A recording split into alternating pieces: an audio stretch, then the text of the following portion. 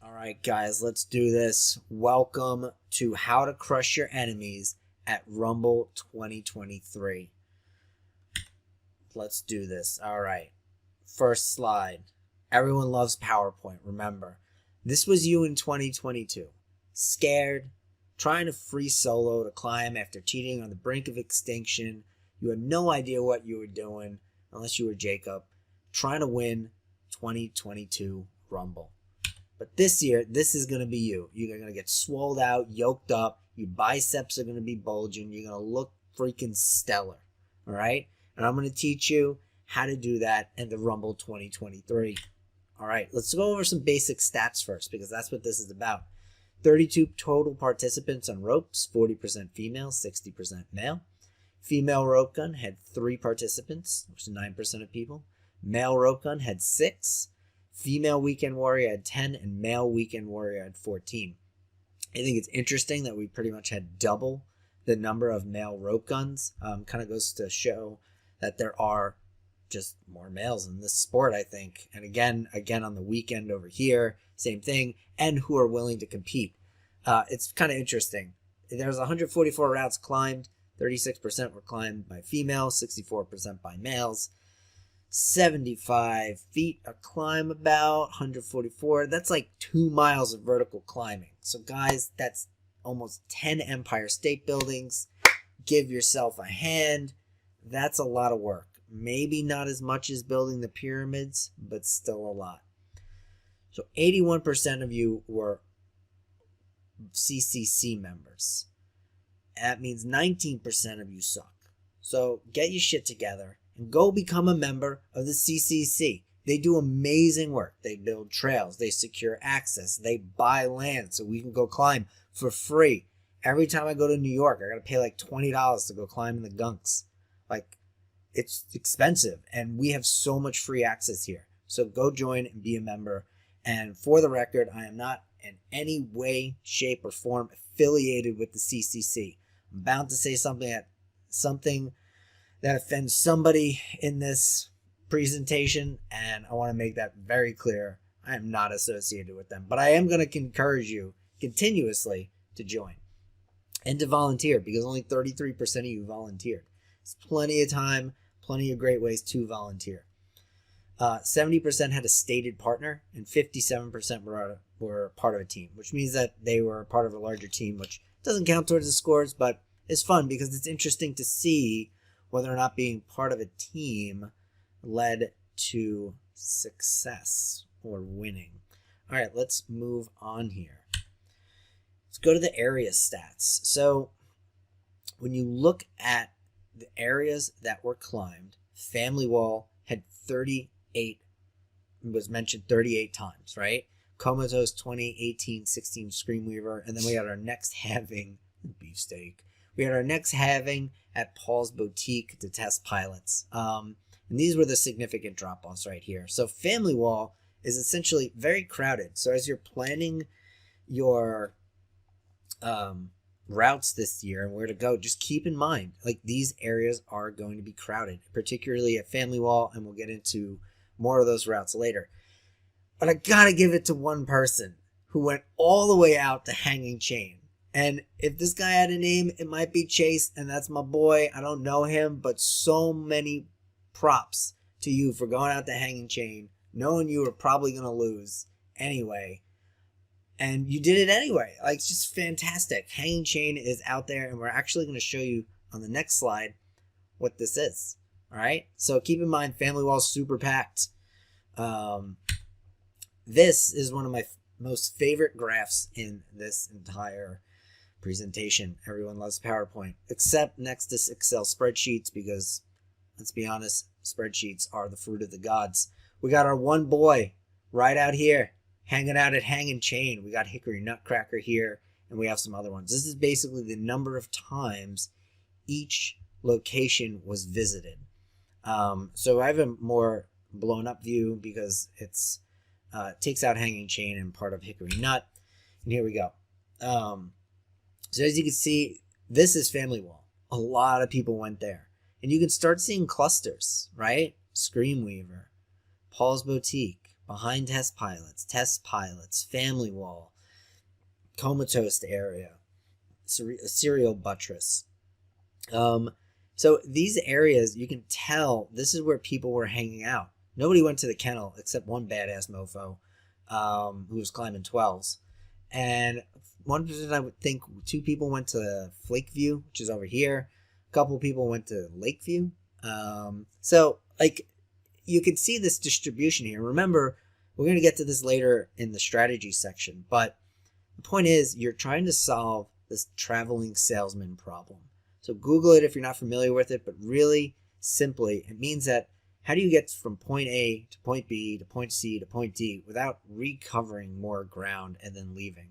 So essentially, if the trail led you here, and you went to Screamweaver, and then you went to Paul's Boutique, and then you went to Behind Test Pilots, and then left, that would be an extremely efficient path, as opposed to, say, going to Screamweaver, and going here, and then going to the family wall, and then here, and then here, and then out, because you're retracing similar ground. It's a really cool problem to solve, and we'll see if we get some more data next year if that's available. Let's talk about hard climbs with the ball, right? After climbing really hard, you're going to get pretty pumped out. You get swolled up like this cat, just looking good, looking confident, looking secure. Just really high quality cat right there. These are the grades. So we went from 5.5 to 5.12B, and you can see that most people were climbing at 5.12A. That was the highest one, but also 5.7 minus was a tie. So I think it's really kind of cool that the spread between a 5.10A and a 5.7 minus was where North Carolina existed. It's very, very cool to me. On the next slide, we got to get another view. Just like you want to get a better view of your delts and your biceps when you're working out, we got to do the same thing with data. Grade stats. So now I organize these in ascending order with how often they were done. So again, we have 10A, the top, 5.7 minus, and then 5.7 plus, and then we start to drop off significantly, and which grades were done the least and the most. So just keep in mind, again, if you're strategizing and planning where are you going to climb, what are you going to climb, these are very popular grades. So let's keep moving along. This guy, he's got no arms, but man, is he yoked up. Look at these biceps, tris, delts. He is ready to climb hard. And now we're going to take a look at all the routes that were done and how many times they were done. And this is, I find, particularly interesting. So this part of it, Family Wall Sport was done the most times. It was done 13 times. So if you plan on climbing Family Wall Sport, expect to wait. Rusty Redneck climbed 7 times, but still, this was only half of Family Wall Sport. And it's so funny to me because people see 5.7 minus at the bulb, and they don't know that that route is pretty run out. I don't like it at all. That really matters, but it's not what you think it is. And Family Feud 5.7 plus also done as much as Rusty Redneck, and then we start to drop off some more, right? And these 5.12s were climbed sometimes as 5.10, as much as 5.10Ds. In other grades, Granola was climbed at 5.8 plus those. And I think like this area here really just shows that people are congregating to the same routes, right? For a reason, likely because they're solving that traveling salesman problem, and these are the routes within their grade at these locations that made the most sense. So keep it in mind, again, as you're planning your route settings or route path or travel for the Rumble 2023. All right, let's go on to the next slide. That's not where I want it to go. We got the Jack Cat again. All right, there's an old African proverb that goes, if you want to go far, go together. If you want to win the Rumble, go alone. So this was the next thing. This is another one of my favorite graphs, I suppose, on this presentation, where I took all the people that were not part of groups, right, and mapped them out. And then I put people who were part of groups together and linked up inside of a network map. Now, usually these maps are done for, like, you know, linking CEOs to boardrooms and all that stuff, and those are really interesting. But you can also just do it here for a cool visual of who won who came in first, essentially, were they part of a team or were they not? So I think what's fascinating here is that you have Jacob, who won men's rope gun, and Mitzi, who run female rope gun. Not part of a team, part of a team. And then for the weekend warrior, you had David winning and you had Babs winning. And about it's split, but there's something interesting that happened in this data over here where I hypothesized that Chris gave light to David and said, okay, well, I'm not going to do this last route. You can have it, which essentially put him ahead and let him win. So I don't know if that theory is true. And maybe he's in the comments and he'll explain a little bit more. But my guess is that if you have a partner, it's more likely that you will not win. Next year, I would like to see the data, and I hope I'm proven wrong. However, you do have badass couples like Mitzi and Josh who climbed the exact same routes and really did awesome. It was just like a great show of partnership and teamwork. So guys, hats off to you. It was really, really cool to see that. But you had Jacob and Babs just obviously being supported by other people who weren't likely climbing or climbing with intent to win, right? That's a big deal because now you're not like both hungry for points. You're just like, oh, okay, like, I just got to climb this thing and give you some belay points. So let's keep moving on here. It's the full rumble. We're going to get to really, really what matters. Lifting weights, getting swole. Look at this cat. He's got dumbbells. He's got this mean face on. He's probably on rep like 30, max rep. You know, probably doing pretty like 90% of his max rep right now. What matters most? Who won? Okay, let's do this. So who won? We had Jacob, Mitzi, David, Babs. And we're going to go over each of these things that seem to contribute. Now, remember, we have an N of equal to 32. It is not a huge sample, so it's really hard to infer certain patterns, but we can sort of have implications and ideas of what may help people win this year or do better. So the biggest thing here is membership and volunteering. That's the first thing we're going to go over. Membership, volunteering. Jacob came in with members and volunteering, but everybody who came in first was a member. Everybody. That is 100%. Not everyone who volunteered, not everyone who won volunteered though, but half did. So I'd like to see more data on that. And as you go through more of these areas, right, like more of these people who are nearer towards the top volunteered. And as you can see down here, they weren't. And like, again, lots of memberships getting lower. It wasn't as true in the male category. And the same thing with volunteering. Like, it's kind of sporadic. Not everyone who came in top 3 always volunteered. And again, it's a really small sample size. If I get next year's data, I'll load it in and we can get some more patterns on if being a volunteer really increases your chances of placing. The next part of this is area points. You have to change areas if you want to win. There's no question about it. You don't necessarily need to belay anybody, but you absolutely need to change areas. So if you look at this, look at these people here. None of them changed areas. And partially it had to do with the fact that, I was pointing at bonuses, sorry. Area points, none of them really changed areas, right? So they only were at one area the whole time. The person who won came in 4. And it's likely that these other people, if they had changed areas, they would have lost. If other people had changed areas, these people would have gotten pumped down. So keep that in mind. People who won changed areas. Look at this. Everyone, 5 areas. So basically they went to 5 different areas, 5 different areas, 4 areas, 5 areas. Like, it is a common theme except in the women's weekend warrior category.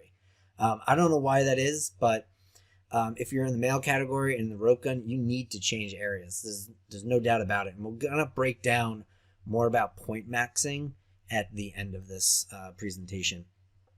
The next thing is bonus points. Hold on.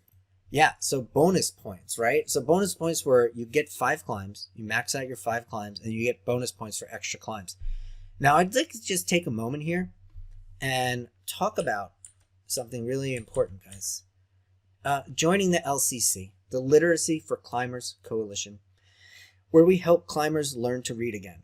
Because if you had read the rules, you'd realize you didn't need to climb a 510A or a 510B or a 5.9 to get extra points. You can literally climb B tree 3 times at the beginning or at the end or in the middle to get your bonus points. Because when you read the instructions, it says all routes for rope guns counts and all routes below 510B count for weekend warrior. So I really, really encourage you guys to sign up. We're doing lots of great work. And now back to this. So we were talking about bonus points, right? So the people who won absolutely mostly got bonus points, right? This Jacob got all the bonus points he could. Mitzi got 1, David got 1, Babs got she hit 2 extra climbs, bonus points right here, bonus points in the part over here. It's interesting to see this, right? Because bonus points in the male category were pretty absent, and they were also absent in the weekend warrior. And it could be just that these are just less competitive individuals, right? Weekend warrior versus like top rope gun, where you're competing with a higher caliber of climber. So it's just interesting, right? So when you look at these bonus points and you look at these to see how they fold up, again, we have an N of 32, so it's really hard to say, but it is clear that these areas are filled for the top spot position. So climb some extra routes, get some extra points. It will absolutely help you. And then we're going to get to the last thing. This is the most interesting thing, and it's an age-old question that we ask. Are you really a climber if you don't lead? And I think we answered that question with one exception. So everybody here didn't top rope that won any climbs. I remember some of the people in these categories here busting their ass leading stuff, right? Right? Just 0 top rope points. Where are we at? Top rope points. 0 in the top rope. 0 in the top rope. 0 top rope. And they won. So if you want to win, you have to lead. Except if you're Babs. If you're Babs, you have a unique ability to win by top roping. And that, my friend, is freaking amazing. I was shocked that she broke the rule that maybe you actually are a climber if you don't lead. Yeah, it's just really fascinating. So Babs won by top roping, which is really cool. Which goes to show that there are multiple ways to win in a category, sort of unexpectedly, if you plan strategically. Because she got the area points, she got bonus points, she volunteered, she was a member, she belayed people, she did all the things, and she won by a good margin. So I love that. It's freaking awesome. And that's about it for this tab. I'm sure you might pause it and take a look at this stuff a little bit more in depth, but we're going to go over points maxing a little bit next when we talk about that's just the grading scheme, how many points you'd get. And it's kind of important to note that if you're climbing 12s, how much of a lead you actually get over somebody who's climbing 11Ds. These 2 points are huge, especially when you only have 5 climbs available to do. So let's keep going. Here you are, you're in your bunker, you got your map out, you got your hard hat on, you're ready to take down the enemy or your friends or whatever. You can't distinguish them anymore. Let's talk about strategy. Boom. We talked about the traveling salesman problem. Next year, I plan on going out to more of these areas, or maybe it's this year, and getting more trail data to actually map out how distant these things are from one another, so that this sales problem could be solved. But just glancing at it and being there in my own experience there, that Screamweaver is actually not a bad place to start. That you could hit Screamweaver, do Paul's Boutique, behind test pilots, wrap around to test pilots, go to Family Wall, and if you're climbing at these places, you're likely in top, rope gun, and then go over to Family Wall and just rip out like 3 5 7s.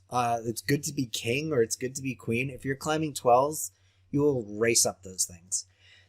Get your extra bonus climbs, and do that, right? But that was only that's 5 areas. If you needed to move on, you could hit over here and then work your way out, right? So you hit Screamweaver, Paul's Boutique, maybe the Kennel if you're a badass like Jacob, behind Test Pilots, Family Wall, and you're out. So you really got to map it out so you're saving time and you're flowing an efficient line. The other efficient line would be to go to I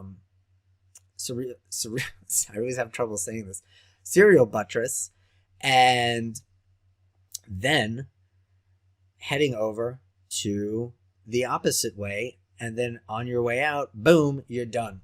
So there's lots of different ways to strategize. Take a look at the map. This should be a real big help to you. Strategy tips. You gotta change areas. 100%. You have to change areas. You also need to become a CCC member. They do great work. Remember, they build trails. You have tons of free access. They actually replace bolts. They put bolts in. Hidden Valley is a fantastic example of that. You use their equipment all the time. So do the right thing. Sign up, help them out, give them some money, give them your time, whatever it is. The other strategy I would have for women, have a sacrificial lamb. Have somebody that is there to just support you. If you really want to win, if you're there to just have a good time, hang out with friends and compete, see what the scores are, whatever, that's fun too. That's what people do when they go to the Olympics, right? They're like, oh, I'm just going to the Olympics for fun. Have somebody that's really going to support you and willing to not compete and just help you get the points you need to crush your frenemies. Top ropers never win, except for Babs, because she's the Babs clause. That's just the way it goes. You cannot win because you're a member or volunteered, but you kind of can't win without it. So those extra points really make a big difference. And we're going to get to that when we talk about points maxing next. So know last year's max points for your category. Plan to beat them, right? So if you're in rope gun, you did 5 areas and you climbed at the hardest level of what somebody did last year. That would be 110 points, 3 extra climbs, belay points, CCC member, volunteer. You would end up with 157 possible points. The person last year got really close. The women came in at 131. So if you plan on being in this category, plan on being around these scores, because that's what you're going to need to beat. And this is the most points you can get.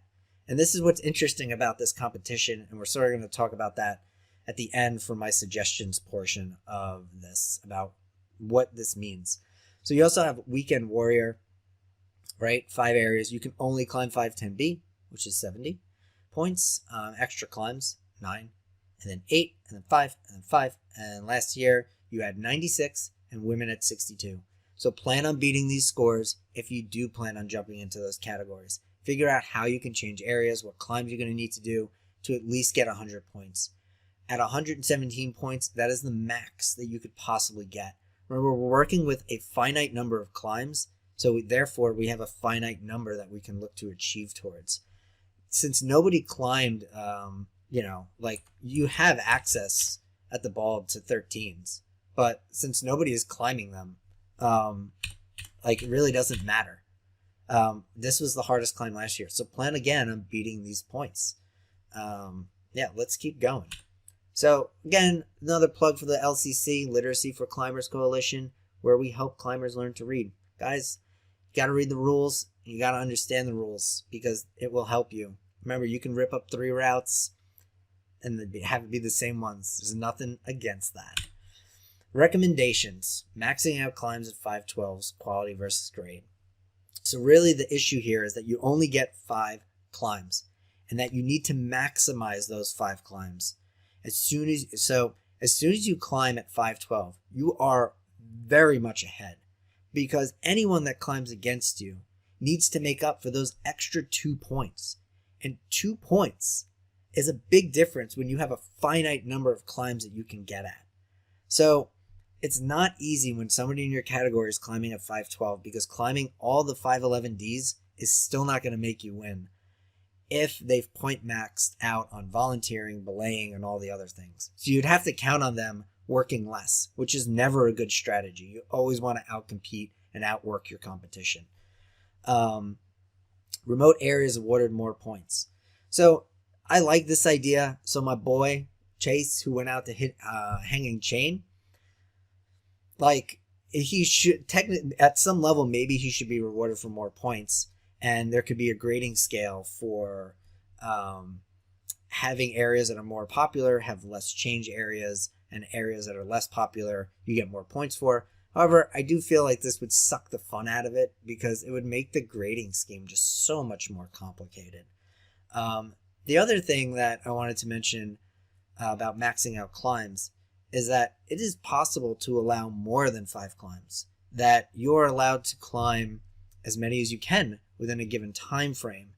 And because of that, people who are climbing at 511 will be able to compete with people who are climbing at a higher grade, because you would be allowed to make up in quantity what somebody is doing in like quality of grade. So that is probably like my biggest recommendation, that if you opened it up to an infinite amount of climbs, it would allow weaker climbers in the category to beat the just really strong climbers. Yeah, so those shifting of grade categories, I think this would require more data to really see like if that would be worth it. And really, that's about it, guys. I know this presentation was a little long, but I know everybody loves PowerPoint presentations. So I just want to mention that my motivation behind this is that you go out with this information and it makes it a more interesting and more competitive and more fun event. When you have all this information, when you know the problems that you need to solve, you're really equipped to do very, very well. And I really hope that all this data will give you an edge to win or have more fun or plan strategizing. People enjoy this stuff. I also want to say good luck. Now that all of this data is out there, the competition may be more fierce. Everyone, climb safe. May the ancestors of Rumbling Bald protect you. Have a great time, and don't forget to become a member of the CCC.